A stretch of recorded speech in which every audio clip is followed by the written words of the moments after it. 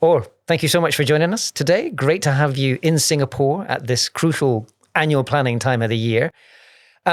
So I know you've got a really busy schedule. You've been visiting customers, you've been meeting your teams and all that kind of stuff. But I want to understand, why did you choose to come to Singapore, particularly and APAC region generally, at this crucial time of the year? What's brought you to Asia for annual planning? Of course, and first of all, very happy to be here and very happy to see you face to face. Indeed. Following your work for many years, following the yearly report you're doing on the digital landscape. Thank you. It's great, like you're doing really awesome job. So thank you for Good that. stuff.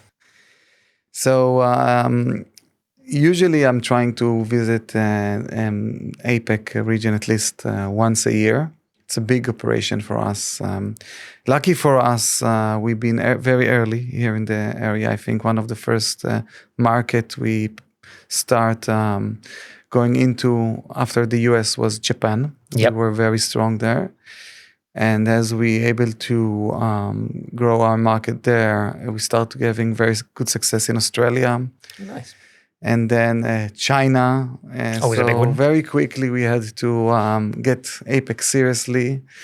And I think we opened our Singapore office, I think it was 3-4 years ago almost. Right. And we have a big team here. We have probably 100 people in the region. My goodness, okay, that's quite big. Between Singapore, Japan, and Australia.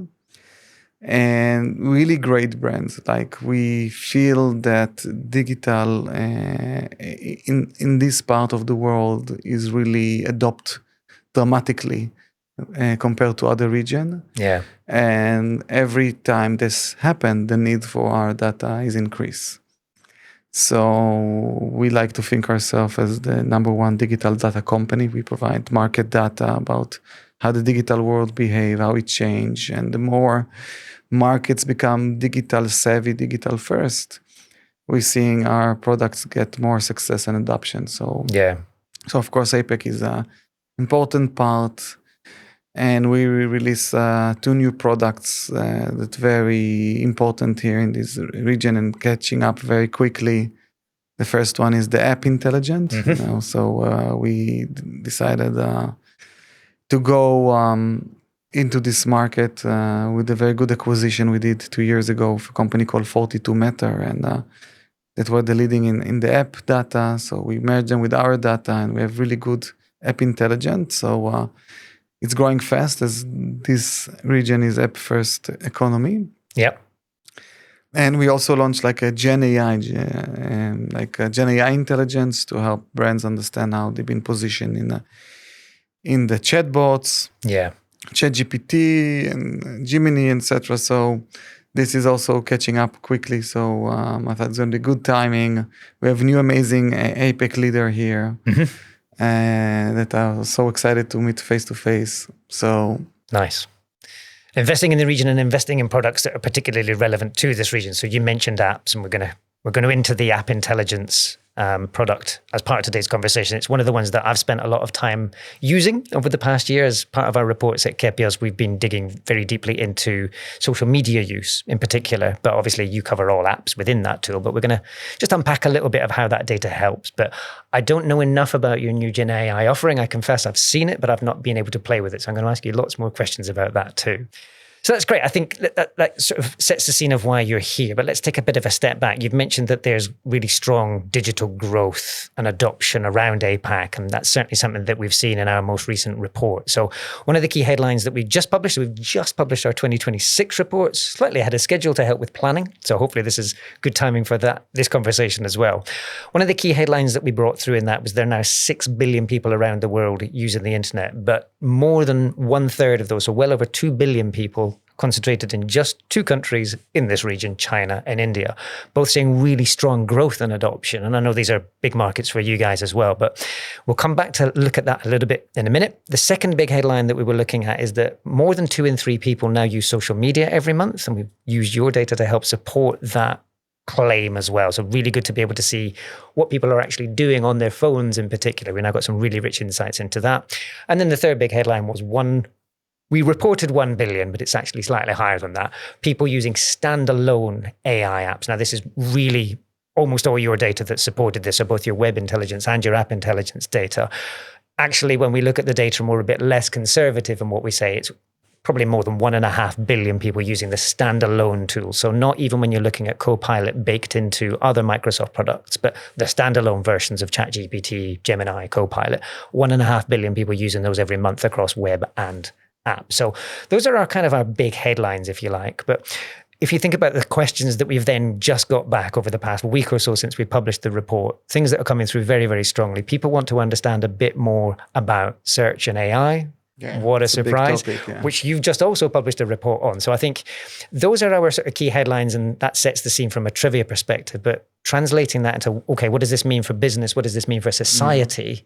I think I'd really like to get your take. So take us a little bit on that journey. If you're looking at, first of all, the growth of adoption is a useful starting point, but the fact that these people are going to be coming in as AI first, what did your data tell us about changing behaviors and the adoption of these tools? So we did few studies around that, and we have our own properties, and I have my own first personal use of the web. So first, there's no question that you can see that there is some cannibalization between AI and search. So you can see that there used to be a lot of queries that you use to search them, I think, and you start shifting into more AI, and I think those are more complicated search queries. And I think even if I take one step back and look historically about how the search evolved over the years, I think that in the early days of the internet, people used to go to search and put one or two terms in their search queries, like super short, shopping.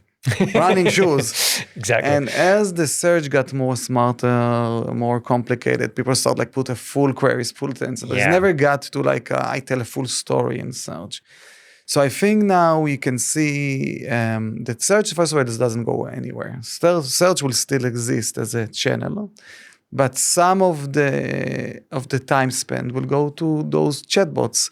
Same when I think very similar to where social networks start to arrive, like Facebook in the early days, and everybody used to come to me and tell me, listen, nobody will go on the web anymore. Everybody gonna stay in Facebook. Nobody will leave Facebook. The Facebook will become the internet. I remember. It didn't happen, but social took a big chunk of the time and become an important channel in the digital world. And I think it's exactly what's going to happen to AI. You can see that what we're seeing in our data, that yes, the adoption is amazing and the growth is significant. And search is still there. Still, people go, and I think it's kind of divided. You can see that search is more about navigational or transactional queries. You still go in Google, but then a lot of the heavy research lifting or question asking, problem solving, ideation, brainstorming are being done now through the chatbots. So I think an interesting example to give, if I will think about myself. I want to come here to Singapore and I want to plan to go to eat in top French restaurant or top restaurant in Singapore or top Michelin. Not that I did, but let's say I want. So I will go to ChatGPT probably, or one of those chatbots. I will ask him to do the research for me, go figure out a good list of recommendation. After he will give that, the next thing I do, I will go to Google and search those restaurants, will go check, come back, etc. So I think it's kind of how it's divided. I still do the search. Search is a great navigation tool for me, and also to do the transaction. So I think this is kind of how I see it developing over time. And I think also as Google merging the search and their AI overview together, you can enjoy both worlds there. So it's going to be interesting to see how it's going to get involved over time, this tough competition. From our side, from Similarweb, Similarweb, we bringing visibility to the whole digital journey. So we provide data on all channels. So from search, Gen AI, social. So every time those market changes happens, we benefiting, because what's happening right now that a lot of websites, owner and companies start seeing part of their search traffic disappearing. And the reason is because in the past, I don't know, let's say 10, 15 years, a lot of the search strategy of a lot of those companies out there was to put a lot of informational content. Yep. Every company have a blog. In the blog, you used to answer a lot of the question your customers are looking for. So if I was, tour guide in Singapore, I used to put a lot of blog posts, top 10 restaurant in Singapore or top 10. And I used to get this traffic. Yeah. Now I'm not getting in because those answers to those queries are answering by AI, that AI went and read all those content in the digital world and just organize it for me. Yeah. So a lot of those content pages that people put over the years are not getting the same traffic they used to do. Because this was the SEO strategy for many companies for many years. Exactly. They used to realize what question people ask Google, and now they're putting content to answer them. But now AI is answering. So a lot of the high intent traffic is not driving to those content pages. Yeah. And now you're seeing a lot of those digital players looking, okay, so I lost this channel is now driving less traffic to my digital entities. How can I bring back this traffic? Yeah. And then they come to Similarweb, because Similarweb giving them the full visibility and let them reshape their strategy and rethink their digital strategy and how to allocate the different activities to each one of the channel to drive it more for social, or rethinking their SEO strategy again, or now rethinking their Gen AI strategy. And how they can be mentioned more in this new AI world. And this is why we launched this new product, by the way. Yeah, which I want to dig into. I'm going to ask you a couple of questions about the basics of it first, and then let's dig into your Gen AI insights separately to that. So one of the things in the report that you've just published that really caught my attention, because there's been a lot of talk about this in the media, and I feel it's being misrepresented. The difference between the query length in a search engine like Google, and in your report you're mentioning it's 3 words on average, roughly, whereas when you get into a Gen AI platform like ChatGPT, we're looking at 60. I might have that wrong off the top of my head, but really rich. I think in terms of what your data's telling us about the way people are using these tools, and you've mentioned intent and information, all that stuff already, which is, it's exactly the kind of stuff I want to make sense of in here. Did you get a sense of at which points in the journey each of these particular tools, so search versus Gen AI, is it a very linear thing? Are people going backwards and forwards? Can you see a little bit of that in your data, or is it? I think they just added as part of their arsenals. Like, I think that, especially when I think about my work, now I work on my browsers, and I always have a ChatGPT tab open. Right.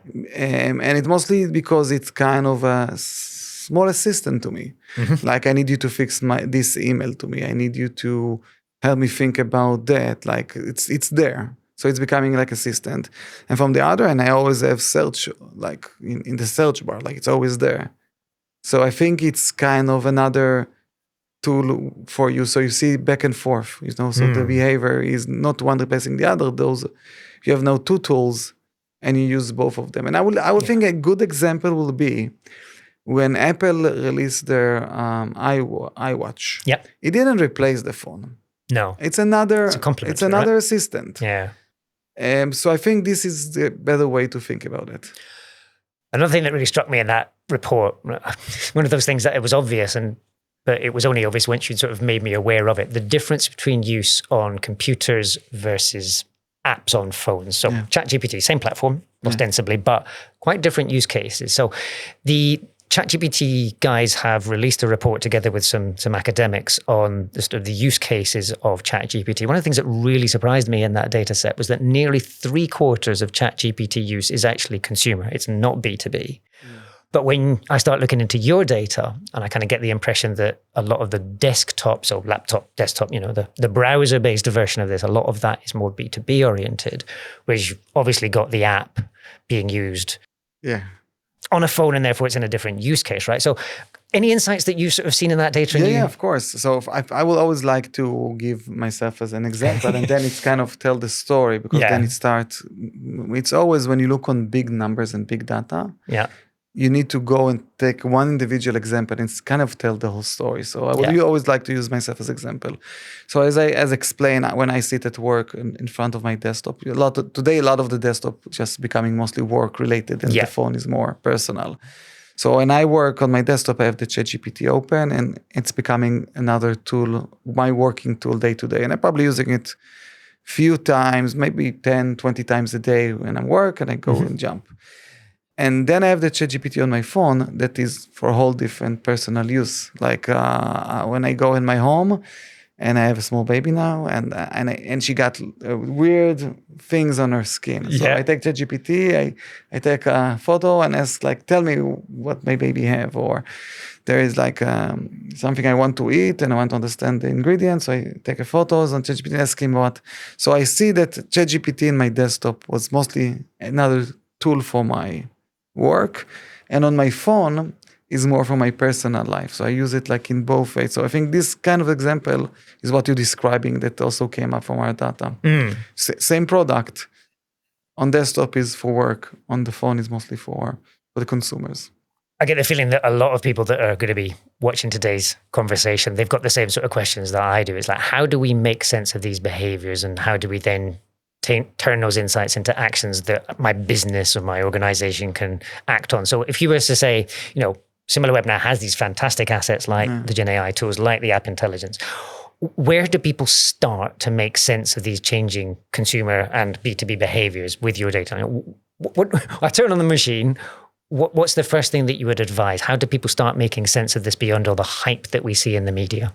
I think that all business now realize that consumer adopt the Gen AI or the chatbot dramatically, and it's becoming spending a lot of their time, and it's can add a lot of the consumer intent. So once you realize that, all the B2C companies want to be there upfront, and once B2B understand that it's also becoming a very important work tool. Yeah. And it's fixed my email, that they want to be there as well. So because they understand that is also, when I think about it, like, I think that now, I tell you what I realize also speaking with other CEOs and other CMOs, even when talking about ChatGPT and why it's becoming so important to be present there. This is interesting thing. I think that if I compare it to search has been manipulated a lot by SEO. Okay, like, as you know, SEO becoming a practice many years. People were building a diplomas, PhD about how to basically change Google result and help Google push you more. And I think all of us are experiencing ChatGPT like magic. Like, you come, you ask, and like, it is them. He's super smart. Like, he really knows to answer everything. Like, he's like better than my doctor. Like, I ask him health problem, allegedly, and I trust him more than my doctor. If I will ask health issues on Google, oh my God, I will think I'm gonna dead in like 5 minutes. Like, I don't know if you did, but never ask health question on Google. Like, never. But I do it on ChatGPT. So I think the perception of people that this AI is like the smartest person on earth, the artificial intelligence. So when I go to ChatGPT and ask him what are the best running shoes for me, and he give me those, I like trust it. 100%. While if I will ask Google, give me the top running shoes, I'm not sure so sure. that those really the best running shoes for me. So I think this perception that this is like real truth, ground truth. Okay. So what we saw that once you do the research in ChatGPT and this audience who move to do the transaction on the other website, it's like 50% more. Like, there's huge numbers. The intent.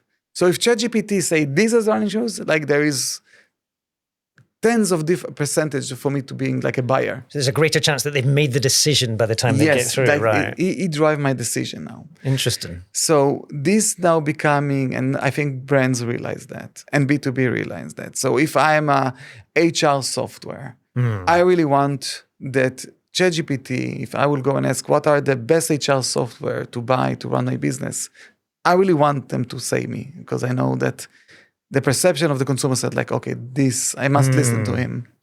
You understand? So So because of raises lots of questions, that does. yeah, it's interesting. Because if I trust it more than my doctor on my health, I will trust this buying running shoes or choosing an HR software. Totally. Yeah. So now all this practice on making sure that you have been visible in the chatbots and the chatbot have great sentiment becoming super important. And this is, by the way, this product that we launched to the market, the Gen AI Intelligence. It's exactly that. I'm going to ask you more about that right now. So you mentioned earlier this idea that when Facebook first came along and everybody was saying, Facebook is going to become the internet and everything will happen there. And obviously that didn't turn out to be the case, even though Facebook is still a fundamentally important part of many people's everyday activities. I mean, your app intelligence data clearly demonstrates Facebook is a lot stronger than the media suggests. We'll come back to that in the next bit of today's conversation. Let's stick with AI for now.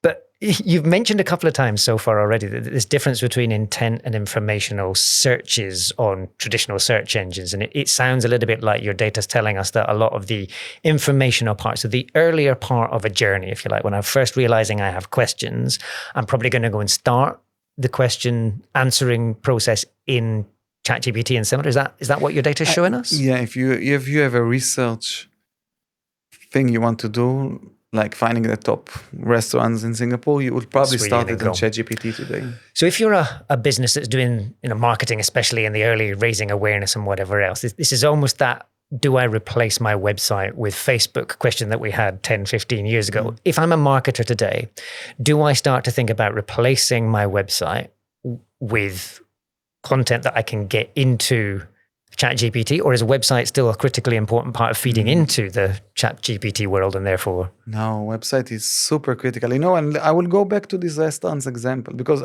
I did use it. I did search for restaurant, not Michelin. Not Michelin, you sure? But I did search and he gave me a recommendation. Right. But I literally go to each one of the website of the restaurant. Literally, I cannot use text. I need visual. Yeah. I need to go to the website. I need to see that the website look great, that they have good visual, that they have the right messaging there, that I see the picture of the chef, that I see what he think.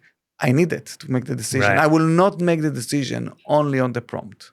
Never. This is an addition, like you were saying, right? It will tell me where to go. It will help me do the research, but then I will need to check each one of them, and the website is a critical part in the decision. It's an augmentation rather than a replacement for stuff. Is that what you're saying in here? Yes, for sure. Okay. Even like think about even if you as a consumer buying a running shoes. Let's go back to that example because I think it's demonstrated. You're gonna tell me you need to buy New Balance N9110. Great. Okay. Sounds reasonable. Now, you're going to buy it without seeing the shoes? No. Never. Absolutely Never. not, right? You need to go search it in Google, look on photos, even go to New Balance website. Yeah. Look at that and get the confidence, okay, he was right. Right. Okay, this fit me. How do I, as if I'm a CEO or I'm a marketer, how do I make sense of that journey better? I mean, which kind of data points are you really going to point me to if I'm going to make best use of your platform for understanding that journey? So I think what you will need now first is to understand the user behaviors on the chat bot. Right. I first understand what they're asking, and do you have that insight? Yeah. So tell me about that then. Let's dive into that straight away. So let's dive into it because we released two parts in this new product, the Gen AI Intelligence. The first part is to show you how much traffic your website get from those channels, from those chatbots, and this is very unique to us. I think we are the only company in the world who really can help you show for you versus the competition, like how much traffic those chatbots are really driving to your website. The second part is not that you can see that this traffic is significantly growing. Okay, it's still not like search, but it's growing. Correct. Yep. We're showing you which pages on your website are getting this traffic. And more on that, we show you what questions people ask. What are the prompts they put in ChatGPT? Oh, that's interesting. They drive to. So if I'm a restaurant here in Singapore, I can see that ChatGPT traffic is going up. And I can see my homepage is getting, and on my homepage, I can see exactly what question. And then you can see that the prompt they're asking is, what are the best steaks restaurant in? And then I know that ChatGPT think that this is very important. And then I know that if this is what they think, I need to create more content around it and position myself or even put a stack photos on my homepage because this is the intent that leading to my website. Right. So this is the first part, is just to get this understanding of the impact it's having on the traffic. The second part that we release is the Gen AI tracker, that you can come to us, tell us, okay, this is my website, is steckrestaurant.sg Singapore. And we automatically understand, okay, so these are the topics you should monitor on ChatGPT, that is Steak's restaurant, top restaurant in Singapore. Like we already cluster. A little bit like keywords used to be in SEO, but it's more than keyword, it's more like topics that aggregate prompts. Right. Okay. Gotcha. Yep. So top restaurants or vegan restaurants. So I give you like those 10 topics we think, knowing our data, that will be relevant, and we start offer you as a brand to start monitoring them. So we build like a database of like few hundreds prompt that we can know that are probably relevant to your brand. And we start searching those hundreds of prompts in the different chatbots every day, a few times a day. And then we start showing you over time for each one of those topics, what is your market share? So how much time you've been mentioned? Oh, interesting. What is how much of the competitors are mentioned? Which competitors are mentioned? And then on top of that, we showing you, okay, so this is the topics. Those were the prompt we ask the ChatGPTs. This is what your market share. So how much time you've been mentioned? How much time the competition was mentioned? But we're also showing you, okay, so those are all the citations. So here is a list of all the resource the chatbot were using to drive the answers. The citations that are going into that. Yes. So summary. Then you can have an actionable items. You can really figure out, okay, so Reddit is great resource. I need to make sure I'm in Reddit. This page in Wikipedia is super important. This page in TripAdvisor, I need to be there. So it's give you like a really clear action items to where to go online to make sure you've been mentioned there, because this is impact the answers that chatbots are giving. So what people were thinking was invisible. I can't see where my brand is being mentioned in ChatGPT. You're now saying that Similarweb allows us to see what's going into those summaries, and we can get a much more detailed. It's basically help you. It's basically give you like the right direction, what you need to do in order to be visible on ChatGPT. The chatbots. Spend some time using that this afternoon. That's already my data set. It's very, very powerful. But on top of that, you also get the sentiment, because when we ask those 100 prompts, ChatGPT, he come back with a story. He tell me, these are the best restaurant, this is what they good, this is what they bad, because ChatGPT really try to give you all the information, then you're going to make a decision. So we take all this information, and then we do a sentiment analysis. And then we're telling you, listen, here is, other than this is what your market share, and this is how you mention, sometimes he's mentioning you for the good, sometimes mentioning you for the bad. Exactly. So you can see exactly also what you think. And sometimes we can even help you actionable these insights. So what are the concerns of the consumer around your brand? What you can do in order to reposition it. So there's a lot of actionable insight items there. And you can see also amongst the 4 or 5 different links that it's presenting, you can see which one is being clicked. Exactly. Right. Now on that, you mentioned this earlier, and it's something that we've seen a lot in your data as well. So we did a big study earlier this year on the decline of referral traffic from Google. Turns out that it's not actually as big a story as the media's made it out to be. But what really interested me when I was looking at that is that the amount of referral traffic that's coming from ChatGPT and its sort of cohort is a lot lower than I think people think it is. But there's a caveat to that. So the data that we looked at from your various different streams, if we looked at the top 50 sort of consumer websites, so the likes of Nike.com and all that kind of stuff, we were looking roughly 1 in 400 to 500 visits to those websites come from ChatGPT, which is very low when you compare it to organic. But your report that you just published about the state of AI has a really powerful finding that it balances that out, because like you said earlier, there's a much higher intent, there's a much higher conversion rate. So while it may be relatively low, you're getting a much different, right?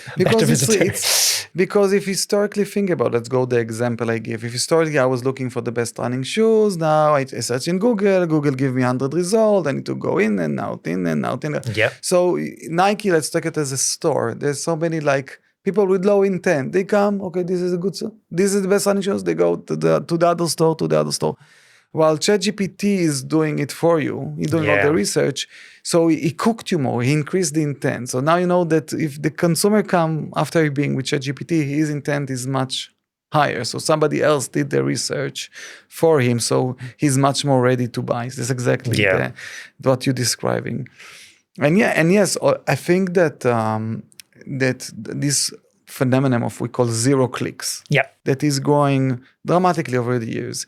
It's because a lot of those research queries, people not having the right intent yet, okay? Mm-hmm. They were trying to do their research, and the web is messy and big, and it's very sometimes hard to find. So I think these changes are for the good of the consumer.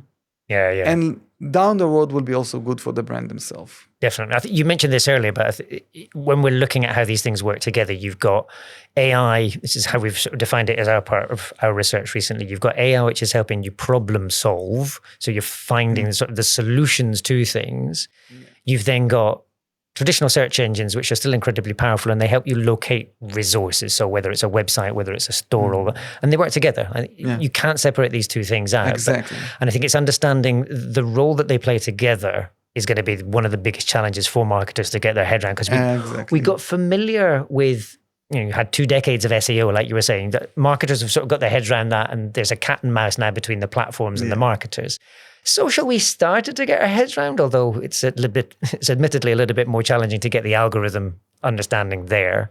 I kind of feel like we're entering that brave new world of understanding, and it's like there's just not enough data out there yet until your new product came along. So I kind of like, it's a new practice, and it will be, and we're seeing more and more the SEO teams are being merged with the AIO team, or they still need to figure out how they want to call it. Exactly. GEO, general, or AEO, or Gen. Yeah. But you see, it's becoming one team to understand that both of those is very similar practice. Yeah. You have some topics, some questions that you want to be the answers. Consumer need to use those platforms for informational research, to came up with confidence that you are the one they want to engage with and buy.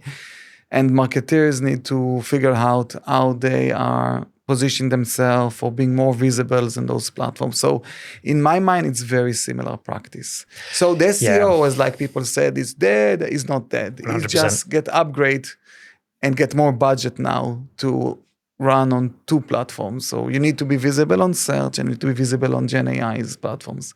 Being visible and it's very, very similar practice. And I would assume that down the road, it will be done by the same people.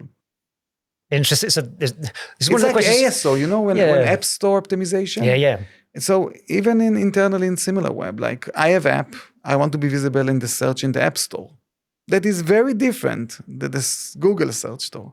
So we have ASO, app optimization. Because we talk a lot about AI replacing jobs, and yet ironically, it seems like a lot of the skills that marketers lost over the past 15 to 20 years are going to become more relevant. So you were talking earlier about this idea that in order to become visible within an AI world, you've got your AI or whatever we're going to call it, how do you become more visible in that? The report that you've just published gives a quite clear breakdown in terms of the sources that the AI tools are using to inform, their data sets. And you've got this very clear thing that traditional media, so things like your newspaper sites and all that, a resurgence of importance there, ironically, because, search allegedly played a part in their downfall, and yet now it's coming much more important. Brands' websites themselves, and this is the most important bit that we're talking to our customers about, is traditional web content is a really important way of getting your brand into the ChatGPT summaries in the ways that you want it to appear. But then also you've got this really important bit of organic social media coming in there. So you've got the likes of Reddit, actually Facebook increasingly becoming more visible in these things as well. It's quite interesting to see ChatGPT linking through to Facebook community conversations about particular topics. So you talk about running shoes. I was buying some electronic gadgetry for my hobbies the other day. It's something I've not indulged in for 10 years. And I spent a lot of time bouncing backwards and forwards between asking ChatGPT a question about how has this technology evolved? And it would say, you can read more about this in this community on Reddit. And then I go to Reddit and then I go to a search engine. I think a lot of those skills that we believe they need to have a one ring to rule them all kind of thing. In reality, you still need this beautiful mix, right? So exactly what your data is telling us, we need to understand this journey between these different platforms. There's going to be a segue there, because I've mentioned the social bit a couple of times, and I just want to dive in a little bit more into your app intelligence data here, because I think it's one of the most powerful things out there that I don't believe, especially marketers, are making use of enough. So when you think about the conversations you see in the mainstream media about social media, first of all, it tells us social media is dead. I go into your data and I can see that the time spent on different platforms is going up. I can see that people are using more and more platforms, and the use of each of those platforms is going up. So everything your data is telling me is social media is not dying at all. We're using a wider variety of platforms. We're spending more time on it. I think what I found most valuable in your data sets is that I can compare things like frequency of use. I can compare the length of each session. I can see total time spent on different platforms. If you're going to give advice to, so I'm espousing it, I'm saying for me, this is a fantastic data set. I'm already sold. But suppose we were trying to convince other marketers out there to make use of this particular data set, may not even be familiar with the App Intelligence product. Where do we start to use your data to make sense of these behaviors? So this is a very good question. So thank you for asking that. So, we've been leading in the web intelligence space forever. We were the market leader almost from day one because we had a very superior technology based on an amazing data assets we have. And it's still the case today. Yours is still best in class. Today, best in class, number one. In the apps, it took us a while, because we had to build the coverage, the foundation, and we always had the data assets, but we just needed to bring on board few, like we call it, those app experts to take all this goldmine data that we have and package it into the app ecosystem. And this is what we did. And what you're describing now, it's exactly our strength. Like we have the best real usage data because we're based on the biggest panel in the world for consumer and how they behave with the digital world. And this is our strength, that really you can see the real, what you say, the usage, the time being spent, the market share, understanding and benchmarking those different players. And really what you see that, as I said, social media is not dead and it's still growing. And, maybe it wasn't this big hype as it used to be, but it still exists. Yeah. And continue to be there and just change its path to serve different needs, I would say. Yeah. And again, I can always come back to give my personal example, and I guess it will tell some of the story. And when I think about myself, let's say 10, even 15 years ago, like I was spending most of my time on social media. Like I was living in Facebook. All my friends was, I was posting photos on Facebook. I was organizing my albums. Now, nothing. I barely post nothing on Facebook. But I still open the app, 3 times a day. Yeah. And before I go to bed, I probably spend 30 minutes on Facebook. Yep. Every day. Although I don't post anything there. My friend doesn't post anything there. Yeah. But it's become a great source for news, interesting content to read, some politic information, getting some nice advertising for stuff I don't need. And then I go and buy them for some reason. Like this very cool pillow. Like a running shoes. So it become for a different interaction. Same with Instagram. Like I still open Instagram once a day. Although I stopped uploading photos there for a long time. I barely being contributor. But I became a consumer of that, passive consumer, but I'm still doing it. And I don't see me stop doing it. And what happened that we all had probably the same experience. We were very engaged, and then we becoming a consuming mode. Yeah. And you still have more and more people discovering those platforms, like my parents. That in the past 5 years, my mother is super active on Facebook. It's funny, but you see, she's like replaced what I did 15 years ago. So there is like kind of evolution, and you see, it's not dead. It's just there, and it's got different way of consuming and interacting with that. And I think the other thing that's coming through, so we complement the data from Similarweb with some other research from companies like GWI, where they're conducting surveys and asking people what they're doing and all that kind of stuff. It's very, very clear coming through in that data that entertainment has become a much more important part of the social media world. I mean, it's the internet in general, Netflix, obviously. But when you look at social media's place in our lives, interestingly, still staying in touch with friends and family is the primary use case. But it's very clear that passively consuming content has become much stronger. And I think what's really nice about what your data augments with that, the app intelligence data showing the number of times I open that app each day, but the average length of that session, becomes very clear that I'm using different platforms for different things. So YouTube, your data very clearly showing fewer sessions per day, but longer. So I'm watching much longer form, richer content, probably just 1 or 2 videos a time.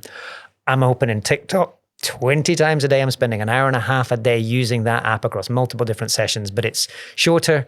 Yeah. There's lots of scrolling through the feed going. I think what's fascinating is that in the marketing industry in particular, we don't get enough data that tells us about user behaviors. And that's why I'm so excited about your app intelligence stuff, is it allows me to make sense of headlines. I see that TikTok's got a lot of users, but it's not telling me how I should use it differently to Instagram Reels, which to many people look quite similar as products, right? Instagram, TikTok, they're kind of the same idea for many people, especially for marketers.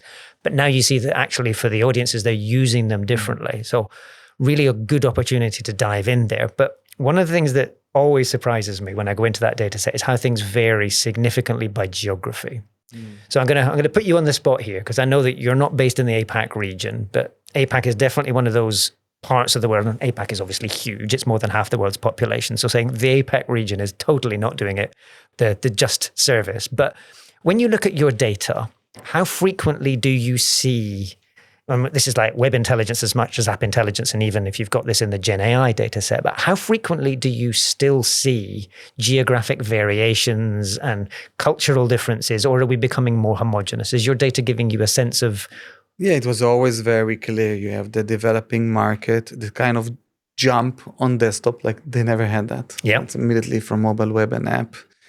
And you can see the different market behaviors. Like, here, I'm saying APAC, but we can talk about some market like China. They are so advanced, like especially on the app. They live and breathe, and they have like the service there are super advanced. So I think in this part of the world, there's some markets that become super advanced on digital adoption, like in crazy ways. Like I didn't been in China for a while, but some of my team went there, and what they tell me about how they're using the app now and the phone, the WeChat phenomenon. It's crazy. Absolutely mind-blowing for somebody who's not spent time there, the dependence that they've developed for it. So if you don't have cash, if you don't have WeChat in China, paying for anything becomes really difficult, because they don't really take cash in many places. I had a friend who went up there on business and didn't have WeChat installed properly, went to a restaurant, couldn't pay. Because they only accepted WeChat Pay. Which, when you're part of that society, it's something that you do every day. You come to Singapore, we have our payment apps. I was just up in Japan, they've got their own payment apps, and if you don't have a local bank account, you can't do it. But nonetheless, it's fascinating how those local things when I started out doing web stuff, much too long ago to admit today, but I kind of had this vision that because I came from a background of learning languages and loving cultures and diversity, I was terrified that the internet was actually going to squash all of that. And in some ways it has, but at the same time, I still find it that one of the most fascinating things I find about traveling around the world, and I'm sure you've seen this while you've been in Singapore as well, is a lot of that local nuance remains, and therefore a lot of the challenges for a marketer outside the region. So suppose I'm an American marketer and I want to crack Southeast Asia as a region. You've got all these assumptions about what people are doing based on your home market, and actually the data tells us so clearly that all of this is different. So if you look at even just how people use a platform like X, what used to be Twitter, right? And you look at the American adoption of that and how it's become quite politicized and whatever else. Like I said, I was in Japan last week, and I'm on the subway, and I'm always looking. My phone is always in my pocket when I'm on the phone, because this is my first party research, and I'm looking over people's shoulders. I can't read Japanese, so there was no intrusion going on here, but young people, very clearly different demographic to what you would expect based on the user data for that platform in the US. They're using it every day. They're using it multiple times a day. Again, this is your data telling me this. But it's a completely different use case in terms of the scenario. And so what I love about this is things that look familiar but are used in completely different ways. You've really got to go into the data to make sense of these behaviors. Otherwise, you're going to get tricked. It's a false friend, as you used to call it in translation. It's like a word that looks the same but means something completely different. And I think what I'm slightly fearful of is that marketers are taking headlines as the source of their plans, and they're not investing enough in going into this data. So if you were building a plan Suppose, let's do that as an example. I'm an American marketer. I'm coming into Southeast Asia, or I'm going into one of these other Asian markets. India, great example as well. Where do I start? Like, what should be on my list of things I should be looking at, both in terms of, I suppose, marketing channels you would look at, but also the data that you should be using to inform that plan. Where do you start? Especially making sense of markets you're not familiar with. So first of all, understand the top usage of app and website, to understand where consumers spend their time. I'm going to pause you there because that's a really valuable thing. Your data allows us to understand the time spent between desktop versus apps as well. Yeah, of course. And based on your understanding of this region, desktop versus app? The mobile is much more significant, bigger, especially here. When you say significant, are you 80-20? 80-20, which is massively important. It's like the worst case. It can be even more severe, like 90-10. And is that primarily app, or are we looking at web on mobile? Or? It depends by market. Some markets are more app first, but some markets are more mobile web first. A lot of the time, the app is used for retention purpose. So, and you have an app that already got the adoption, like let's say Grab. Yep. It's only app-based. And you use it as a tool. But restaurants, a lot of the e-commerce for buying. So you have maybe one app like Amazon or Shopee that it's like already you got engaged with. Yep. So you use the app, but they capture you on the web to do the first engagement. Yeah. But then you have the long tail of the e-commerce that I buy there once in a while. I will not download their app. So I will still be app usage. Interesting. So this is how it's work. I'm going to dig into that one. I know I was going to ask you more about the regional, sort of how you plan, but it's that e-commerce one that you've sort of alluded to there. This is going to be top of many businesses' minds. They may be selling through marketplaces like Amazon, Shopee, Lazada. They may also be selling direct to consumer on their own websites. What's your data telling about behavioral evolution there? Are you feeling like the direct to consumer model is still relevant? So if I'm Samsung, should I still be selling phones on my website, or should I be? Yeah, for sure. They're making a lot of money from that.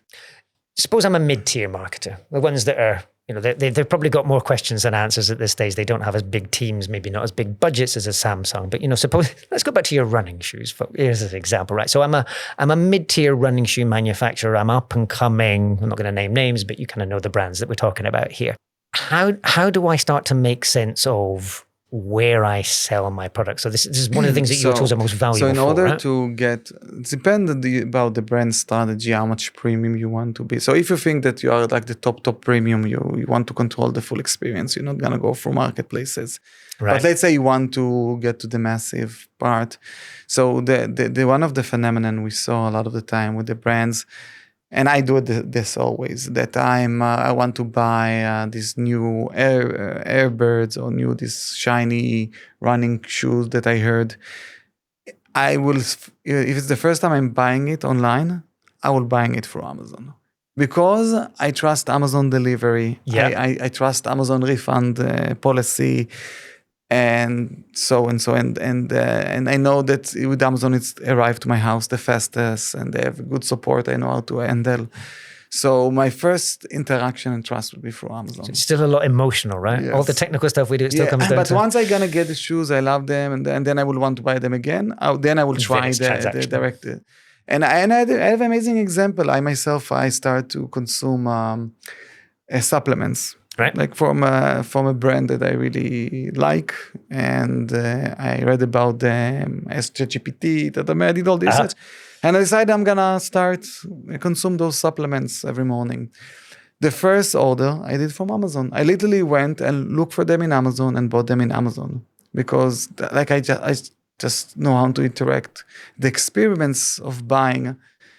Buying and spending money is a bit scary. You don't know. You don't know if the website is secure. You don't know. It's the first time you interact with the brand. You don't know how long it's going to be in your house. Right? You don't know if you don't like the return policy, if it's not arrive. Exactly. What can I do? I can talk with them. They will answer me. I don't know. I know how it's working Amazon. And I have big trust and big relationship. And I already have Amazon app installed. Yeah. And my credit card is down. Done. No friction, right? So first interaction there, I got the experience. I said, okay, I'm hooked. The second transaction I already went direct to the brand website. I ordered it there because not all the supplements were on Amazon. There's some of them were not there. And I interact with him the second time. And the third time was on the direct consumer side. And now I'm hooked with the direct to consumer website that probably he's much more happy. He pay less commission. He gets more. It's in your control, right? So I think this single example interaction tell you I will say the bigger story. Yeah. That the direct to consumer brand, they need a parallel multi-channel approach. They need to have their own Amazon strategy because consumer trust and the first interaction will be there. They need to think about the Amazon like their affiliate. Yeah. That like help them interact this first. It's remind me when I go to the supermarket, when especially in the US, you have those huge supermarkets with and then you have like those stores, those tables with somebody give you samplings. Samples, yeah. So this is the way to hook me. I test the sample, it's good, then I go and buy. So I think Amazon is like that. Fantastic. For me. It's really rich. Yeah. So it gives me to try and then I go interact directly with the brand. And it's much better for the brand because then the brand have my email, he can direct me. Now I subscribe to the newsletter, now I consume more. But the first interaction was for me to get really comfortable with ordering and engaging with it was through for Amazon.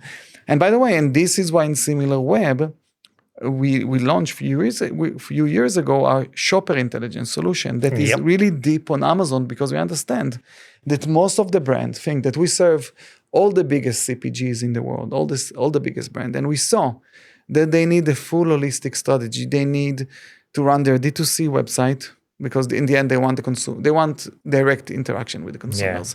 They need, and if it's a subscription, and then they also have app. So we have the app intelligence. And then we launched the shopper intelligence that is really giving you very deep information about what people buy in Amazon, what they search for, what is the market, how to be more successful. So exactly that. So I can see what units my competitor is selling and whether it compares. Exactly that. It's a dangerous data set. I can see myself spending way too much time looking through that one. So I really want to dig into that. I haven't had the time to do it justice yet, so it's on my list. You will love that. Beware, you may never speak to me again. I'll be in that data set forever.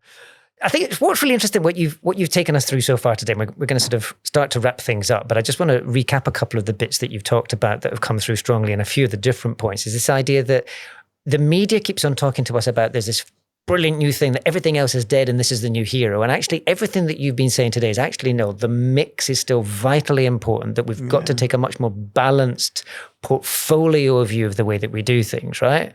I have a great story to tell you about that, and I think this is how we can package up this podcast with good insight, especially about this is dead and this is dead, and everybody is running very fast to bury it.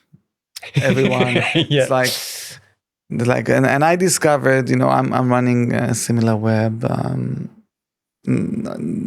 18 and a half years, almost 20 years now. Congratulations. Yeah. And when I started the company in 2007, 2007, just give you how the world looked like back then. First, Facebook had just become public. First, there was no iPhone. Literally, there was no iPhone. We were using BlackBerry. Back in the day. iPhone was just rolling up. Like it was only in the US and there was no app marketplace. Okay. Goodness. So there was no iPhone. There was no app. There was no Chrome browser.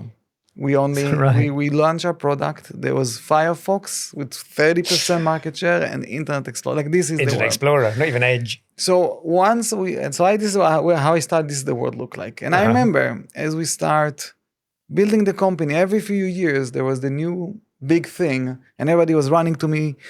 And it started, let's say, with the app. Yeah. I remember when they come to me in 2010, 2012. The app gonna be everywhere. Nobody gonna use the web. The web is dead. Everybody gonna live in the app. That didn't happen. Nope. And then social becomes super strong, 2000. At the same time, like a few years after, and everybody was on social. And then Instagram came, and I remember everybody was coming to me, also internally in the company, or Facebook gonna kill the internet. Everybody gonna be in Facebook. We're gonna buy only for Instagram. I remember it well. Remember it? Yeah. This is the tone of voice. Everything else is dead. No app. Facebook will be the master app. There's no way. Then social will kill everybody. This didn't happen. Nope. And then a few years after, they came to me and with virtual reality, the Oculus, The metaverse. the metaverse. Yeah. And this is gonna kill everybody, gonna wear those glasses. There's not gonna be web. We're all gonna be with virtual reality. Clearly that didn't happen either. So now AI come. AI We've been gonna here kill before, right? everyone. It sounds so familiar. It does. And AI will not kill search. It's gonna be another great channel, like social, like app. It's maybe gonna be his own ecosystem with apps inside chatbot. Right. But it still lives side to side with all the other channel. Maybe it can take more of our times. But nobody's killing nothing that fast. And I always give a great example that still today, radio exist. Right. And people still use it for some reason. I'm still a massive radio fan. And if I you love think it. about that, so you see, it's not that there's some consumer behavior. There is a channel, and every channel figure out his own using your niche, the end. right? Your moment. And it's very hard to really kill a channel all the way. So. Which is reassuring. Yes.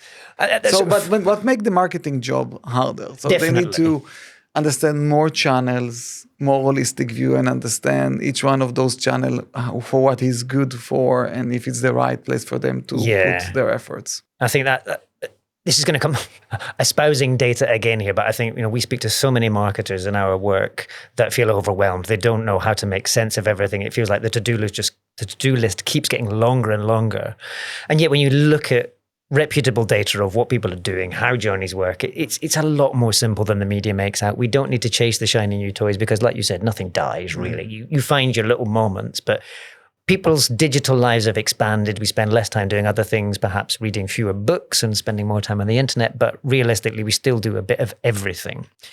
So that's sort of a really neat segue into the final two questions, because the idea that things are dying sort of alludes to the idea that a lot of people are scared about their jobs as well. So AI is going to kill my job, and we've heard this endlessly in the media. I kind of feel like it's not really the case, but at the same time, especially if you're a data analyst, if you're the sort of person that lives in our world of spending all your time looking at numbers, you can understand why AI feels intimidating. But I'm confident that there's still going to be a role for the analyst. So if you were going to, as somebody who's been doing this 18, 20 years, look at the skills that people should be focusing on as a data analyst. What are you going to, if you're saying this is where the future of industry is going, what are the things that you think people might want to focus on to be best placed for 26?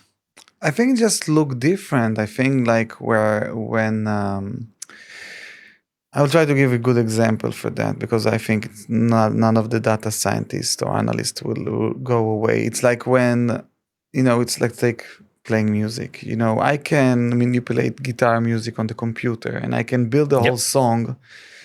The people don't need to play guitars like the musician. They not really need to know how to play guitar those days, but I need their talent to build a great music with the computer. Right. Okay, I cannot build great music with computer. Sorry, I'm not good at that.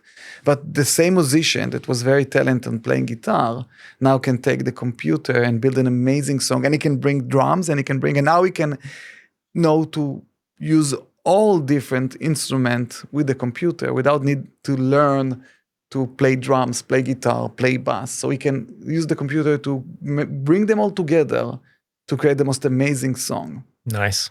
Okay, so I think it's the same with analysts. So you need to be super good at math and statistics and insight and discovery and be curious. And now you can use AI and take all of those things together to build an amazing insight and observation and conclusion, because this is what analysts need to do in the end. But ultimately, you still need that sort of the musical skill, as you need somebody to it. orchestrate all of that. Right. And this is going to be the analyst's job. And it's be much easier, and he can spend more time on the conclusion and the insight other than the hard job of digging through the data. So more of a conductor. Yes. With all these things that you're that's fantastic. I mean, I find it very reassuring, because I think there's a lot of fear out there, and I'm not seeing it with the same sense of fear. I think there's a lot more opportunity now than we had before. I mean, these tools are helping me do things I could never have done previously. Exactly. So I'm going to wrap up with one final question for you, because I want to leave everybody else with the same. So, I mean, you inspire me with all of the ways that you looked at things. I want to know what's inspiring you. So my question to you is, when we look at all of the data that we are analyzing from Similarweb and all the other partners that we see in our reports at Kepios, the thing that we always talk about to our customers is don't look for answers, look for better questions. Always move to the higher value opportunities, and that's always going to be a better question. When you're looking specifically at all of your new products that you've launched, all these fantastic data sets, what's the data set that's leaving you with higher value questions that you want to spend more time digging into? Yeah. So one of my hope, always, I think our mission is to provide the best digital data out there. Yep. Everything about consumer and how they behave. We were very good on providing market share, trend, traffic, and moving between the channels. And I really hope that down the road, especially with the shopper product, that is more focusing on the transactional part, like what people buying online. That is much harder job to do. Definitely. And we were able to do it very good on Amazon, very deep. And now when we start adding more and more of those e-commerce hubs, you start seeing the full picture. So if I want to understand Nike running shoes, so I can see transaction happening on Nike.com, then Amazon, and then Shopee, and then every time I add those marketplaces, then I start getting like the full picture of Nike being sold online. And this is like the holy grail. And we're getting there slowly, and it's get me very excited about. Nice. That gives me great optimism for next year. I'm looking forward to digging into that shopper intelligence data. Thank you, my friend. Thank you so much for your time today. Really appreciate it. Have a good week. Leaning across. Thank you for joining us too. Thank you.